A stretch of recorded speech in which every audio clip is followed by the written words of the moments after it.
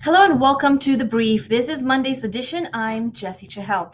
Joining me shortly is Crisis Management Analyst Nordin Abdullah on the issue of manpower shortage and food prices in the country as well. And later on in today's feature segment, I speak to the queen of indoor 400 meters herself, SHEREEN VALLABOUY, all the way from Minnesota in the US where she's based right now. All that happening right here on The Brief, so keep it tuned. Well, first things first, from the Parliament, here are some local updates. The government is in the midst of developing a medium-term revenue strategy, that short to MTRS, and implementing a public expenditure review as well to boost the country's revenue while ensuring efficient management of the government's expenditure. This is to strengthen the country's financial position to ensure that debts remain sustainable in the medium and in the long term as well.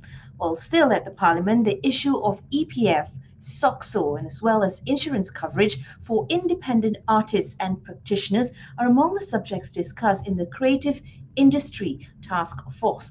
Deputy Communications and Multimedia Minister says the task force is simply measuring to improve the welfare of art practitioners, and these include artists, actors, and behind the scenes workers. Meanwhile, today in Vietnam, it rolled out the red carpet to welcome our Prime Minister, Datuk Seri Ismail Sabri Yaakob, on his two-day official visit to the ASEAN member. The Prime Minister was accorded an official welcoming ceremony seen here at the Presidential Palace. And according to the Public Service Director General, a comprehensive study needs to be done before deciding on the minimum wage increase for civil servants. This is in response to a new minimum wage of 1,500 ringgit announced by the Prime Minister just yesterday. And new beginnings for many students across the country. The 2022-2023 school session started today. So exciting, kids and parents making their way to school. A survey by Bernama found that most schools have in place strict SOPs. Many of us, of course, remember our first day of school. But let's move into our crisis segment right now. Joining me, Nordin Abdullah. Nordin, Malaysia's industry players are counting down to April 1st. This is a milestone, the opening and beginning of a new era, if you want to look at it that way. And many industry players are also hoping for an economic reset when the government will officially announce that the country's start of the transition to an endemic phase as well. However, some of the biggest industry players around are concerned that the economy may not go into full throttle mode in less than 2 weeks, to one key factor, which is severe lack of manpower, given the bit of lull that we've had as well. What's your take on this? Well, Jessy, it's all related, and we're talking about going back into normalcy. But the reality is it takes time, and there will still be SOPs in place that are not allowing the country to be 100% back to the way things were. But that for me is a good thing, because it actually gives us a chance to look at what has happened and look at what we need to change. Of course, when we start to look at how we're going to get the economy back on track, it's going to be all about productivity. And some of your earlier stories today also talked about minimum wage for private sector as well as the public sector. But the question is, we need to stop looking at the output and start to think about what is the input. And it's all about productivity. And if we're able to hit productivity targets, it's very easy to raise minimum wage, simply because you're able to produce economically the output that affords people the ability to then, either the government as an employer or the private sector employers, the ability to then pay your staff the numbers that they are looking for. Of course, this is a complex matter that needs to be taken into consideration, all stakeholders. But when we start to think about what is going on globally, it's about designing a sustainable future and about designing a resilient-proof future. Part of that is ensuring that productivity levels are high, so that the numbers for savings, the numbers for for people's investment also increases. So this is all related, and it all comes down to economic output. You are right. It's all interconnected. One thing will lead to another. Let's look at the current worker shortage in the palm oil sector, for example. That is down by 25 to 30% of what the industry actually needs. So a quick example into other industry players that will may have some impact during the opening of the borders. Well, from manpower to food prices, Nordin, the government has taken various intervention measures to ensure that the Russian-Ukraine conflict does not affect food production and to also control the level of food prices here in the country. The Minister of Agriculture and Food Industries has said that these includes providing subsidies for several food items such as chicken and eggs in the face of any unforeseen circumstances due to the conflict. Of course, as we've discussed before, whether this war between these countries will affect Asia. Are we slowly now at a point where we're feeling its impact? Well, Jessy, in the commodities market, and a lot of that is all related back to food-based commodities. Even the threat of disruption is a disruption that will change how commodities are traded. And in fact, that potential crisis leads to people wanting to hoard these items, not just small traders at the pasar, but we're talking about globally. Countries will look at shoring up food security supplies and increasing stockpiles, which this takes supply out of the market.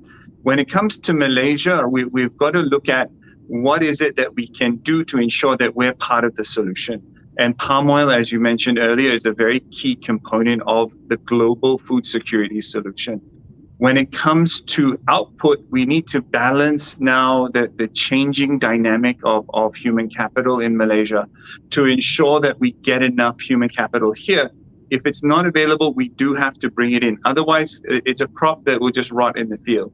So okay, but what we're hearing is a lot of ifs, Nordin, so obviously a lot of uncertainty as well. Could this be a right time to begin to promote urban farming? Urban farming is an excellent idea. When you start to deal with production closer to population centers, you're able to then reduce the impact on the national supply chain as well as international supply chains and demand. So the question is it productive? So we don't want to go and spend huge amounts of money on something that's not productive. So urban farming in the context of household production in terms of reducing demands on certain things, but things like, and we're looking at rice here, we're looking at rice, wheat, all this will not work, but for some vegetables it will work. So there is a possibility, and for larger cities, Cairo is one of the best examples of urban production. There's a massive amount of urban production just because of the inefficiencies in the supply chain. Fortunately, Malaysia has quite an efficient logistics system. That's right. Nordin, thank you for weighing in and for your viewpoints. We'll speak to you again tomorrow on Nordin's Crisis Brief. Well, that was Nordin Abdullah, Crisis Management Analyst. He'll join us again tomorrow. Well, let's look at what's happening in business news with the Business in Brief. The ringgit opened lower against the US dollar today, despite firmer oil prices due to the Russia-Ukraine conflict, raising oil and other commodity prices. As of 9 a.m. today, $1 US fell to 4 ringgit and 19 cents. And at the Bursa, it remained in the negative territory at midday, with participants keeping tabs on geopolitical developments as well as increasing prospect of an early general election. At 12:30 p.m. today, FBM KLCI was 3.72 points lower at 1581.51. And a quick update on gold prices. The physical price of gold as of 9:30 a.m. today was at 251 ringgit 17 cent per gram. And from gold to latex, the Ministry of Plantation, Industries and Commodities aims to produce 2,000 tons of latex per year over the coming 5 years through the East Coast Latex Corridor Program. Now, here's an interesting statistic. While Malaysia's actual need is at least 400,000 tons of latex per year, only 10% of that demand is being produced at the moment. And a quick update on international business. According to the China Iron and Steel Association, the industry has made remarkable progress in lowering its emissions by completing the ultra low emission upgrading of 148 million ton steel production capacity. Now, China says they aim to have 80% of its steel production to reach ultra low emission come year 2025. In the spotlight today is our next story, which was brought to light by award-winning journalist Frankie De Cruz on FMT.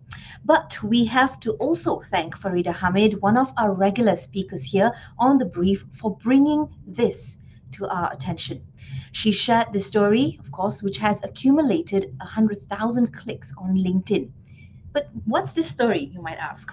Well, it's a story of a Malaysian athlete who did very well overseas, which sadly was not picked up by us in the Malaysian media to give her the much needed celebratory round. While this past 1 week has shown us a lot, I'd like to bring in now SHEREEN VALLABOUY, joining us all the way from Minnesota in the United States. SHEREEN, I know it's very early there in the morning, but you're up doing this, so thank you very much. And firstly, from me and the entire team at Bernama and The Brief, a big congratulations to you.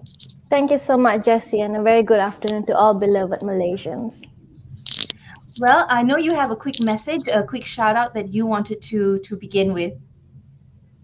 I would like to thank for the support and well wishes given by each one of you, especially His Majesty Yang di-Pertuan Agong and Raja Permaisri Agong, Daulat Tuanku.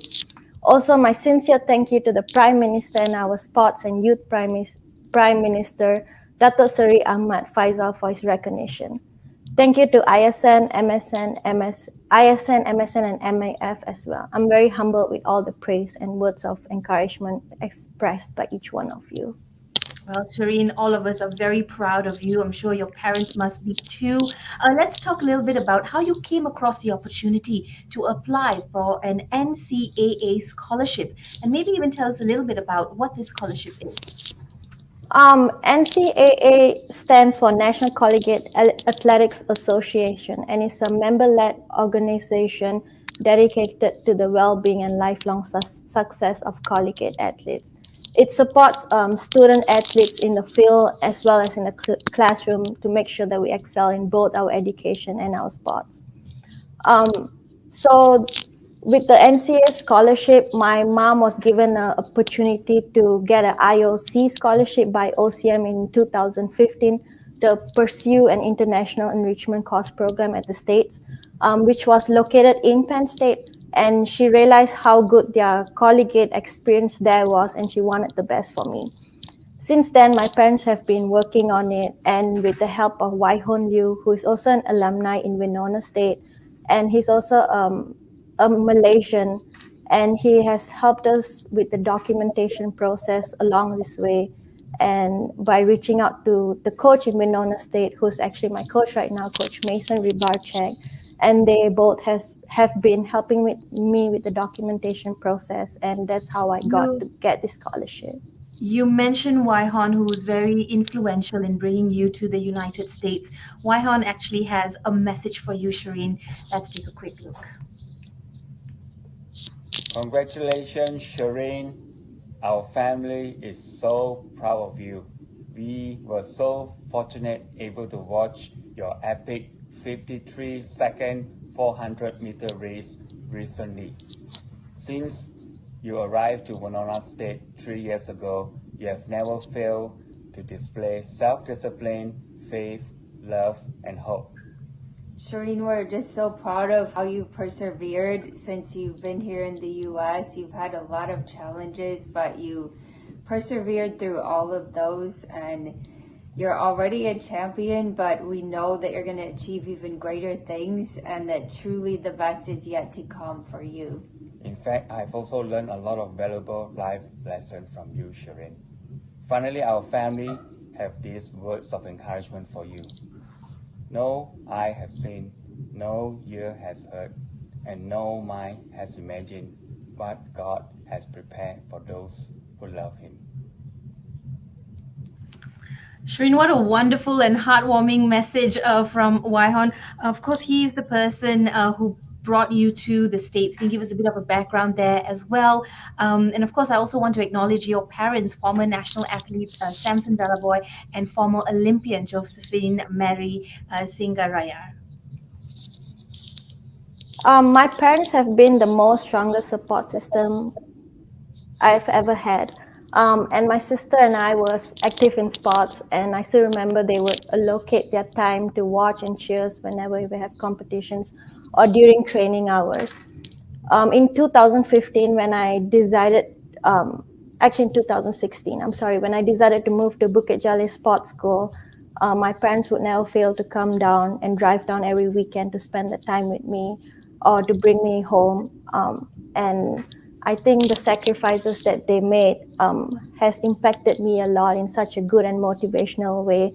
They always encourage me, and I know it's not been the easiest for them to send me to the state with the extra finances that they support me with. And I'm very blessed with the encouragement and sacrifices that they have made.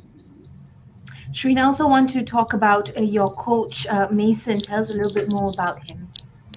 My coach, he's such a motivating person. He doesn't only care about athletes on the track, but he makes sure that we are well-rounded outside of the track, mentally, physically, in the classroom. And I think all this has impacted me with my performance-wise, because I think it's important not to only be good in practice, but I think the surrounding affects it as well. You know what, Shireen, you've truly changed this one saying that we have, I think, all said it in our lives at some point. Run like a girl, and you've truly taken that to the next level. What, in your opinion, Shireen, makes a successful athlete? I think having the mindset to achieve those goals and keep trusting the process is one of my key aspects. I think hard work doesn't come easily, and it is a process to get to the top. As like over the years, taking care of my body to be the healthiest it could be possible, staying consistent and trusting the process has helped me get the goals that I wanted today. Yeah, consistency, of course, and discipline, lots of focus. And we see all that in this one snapshot here on screen. That's a great picture that will go down in history and has gone down in history. Take us back to the very beginning. Who discovered that you had talent? Of course, your parents already, had a lot of influence in your lifestyle at the very beginning in sports, I'm sure. But tell us how did you initially get started? I started falling in love with track in the age of 13, and I asked my mom that I wanted a coach, but she laughed at me because she said I can be a coach. And former Olympian, of course. Yes, and she was my coach when I was 13 until the age of 15, and she trained me with few other girls in a small team in a group, and I thought it was a lot of fun. The group got bigger and bigger every day, and I enjoyed playing that sport, and I could feel that I wanted to pursue it further. And at the age of 15, I started excelling well, and my parents advised me to train with a team that would push me further, and I decided to apply for Bukit Jalil Sports School to further my talent under the coaching of Coach Jayabalan. And at the age of 17, I won a bronze medal in SEA Games under his guidance. And I continued training hard and progressing until the age of 20, and I finally got to pursue my education in sports in the United States. That's right. You're 23 now, and you have, of course, achieved many miles to go, I'm sure. What's some of your, dreams for the future? I'm glad that I am where I am today, and I think it still takes a lot of work to be where I want to be, and I hope I could break the 53 barrier. I think that is one of my dreams. I'll take one step at a time to achieve these goals day by day, and I'll stay determined by it. Wonderful. Once again, all of us are in awe and very proud of your winnings. You have indeed, brought a lot of pride to Malaysians across the country. Shireen, at this point, I'm sure it's never a bed of roses. What are some of the challenges that you face during your athletics career so far? So when I started taking athletics seriously, so the underlying cause of it, when I started taking athletics seriously, I had like problems with my back. At the age of 17, I started having severe back problems, and I didn't know what was the underlying cause of it. So I continued training, and I would have episodes of hamstring injuries. And in the 2017 SEA Games, I qualified for the 400 and the 4x4 relay team, but I had to pull out from the 400 meters because I had a hamstring pull and I could only sustain for one run to help out my team with a bronze medal. And in 2019, when I went to Winona State, I had a great indoor season, and towards the end of the outdoor season, I had a hamstring pull again. And me and my coach, Mason Ribarchek, we talked about why is this affecting me and what is the cause about it, because we couldn't find a diagnosis for years about it. And so we decided to take an X-ray, and we found out that I had a mild upper back scoliosis, and this has been affecting how my hamstring has been feeling. And I think just from there, like doing rehab and knowing what is my underlying cause has helped me be better. And I think that's one of the challenges that I faced during the athletics career. And some other challenges that I faced is when I first got here during my first semester, it was shocking news that my mom had stage 2 breast cancer. And just being in school and far away, it was a shock to me. And I decided to come home for the summer break to spend the time with my mom. And it just broke me mentally and emotionally at the moment, from being so far away from home and not knowing what's going on at the moment.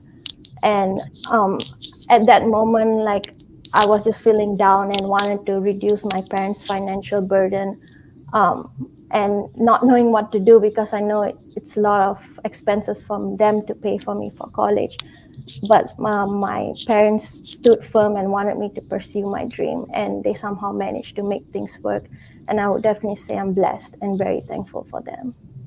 It's never easy with life, and all the obstacles that are put ahead of us. And we're truly sorry to hear that news, but we're sure that everything will be fine in due time. Shireen, before I let you go, any message to Malaysia? I want to make Malaysians proud, and I'm working towards it. Thank you for all Malaysians for giving the support this far. That's right. We look forward to having you back on our shores. I hear that's going to be in a couple of months. And I hope the press and the media, do not leave you alone for a few days so we can get as much news and updates from you as well. In the meantime, once again, from all of us here, do take care, keep practicing, and we will speak to you soon. Thanks, Shireen. You can have Jessy. a good night's sleep now. Sleep with a smile. Thank you. We'll speak to you again. Shireen's family is financially stretched at the moment to get her to study and to help achieve her best potential in athletics as well. This is a call to individuals, corporations, and organizations watching. Please reach out to Shereen if you can help in any way through her mother's email, sjosephinemary@yahoo.com, and the Panthera Athletic Club ipo.com.my. Moving on into international news updates at this point, Dr. Anthony Fauci forecasts a rise in COVID-19 cases, but doesn't anticipate a need to reverse the recent loosening of restrictions on indoor masking. Now, the United States, the only way the pandemic will see its end this year will depend on the speed to which countries reach the 70% vaccinated target. Meanwhile, from the US to China, the battle against the pandemic continues. China's National Health Commission, the NHC, cautions that it's too early to downplay the severity of the Omicron variant, to treat it just as a common flu. The commission attributes the fast rising infections across the Chinese mainland to the characteristics of the Omicron strain. And in the meantime, Japan pledges to offer Cambodia $428 million in aid and 1.3 million doses of vaccines through the COVAX Global Vaccine Program. Japan's Prime Minister expresses support for Cambodia's democratic process, holding elections to reflect diverse voices from the Cambodian people. Now on to updates from the Ukraine-Russia conflict. While remaining generally vague, Poland has announced that it is set to send troops to Ukraine upon a decision by NATO following a meeting between several European leaders and Ukrainian leader Zelensky. According to the Polish Foreign Ministry, multiple bilateral assistance are in discussion, including NATO peace troops to the Ukraine. And 400,000 residents of Ukraine's city of Mariupol are trapped with little food, water, and power, faced with one of the heaviest bombardment from the Russia invasion. Well, some parts of the city are controlled by the Russian forces, while others remain under Ukrainian control, leaving residents with relatives in other districts in the dark over the fate of their loved and close ones. Well, that ends the international news, and that's all from me today. Same time, same place tomorrow on The Brief. Check in with me. Till then, take care, and thank you for watching.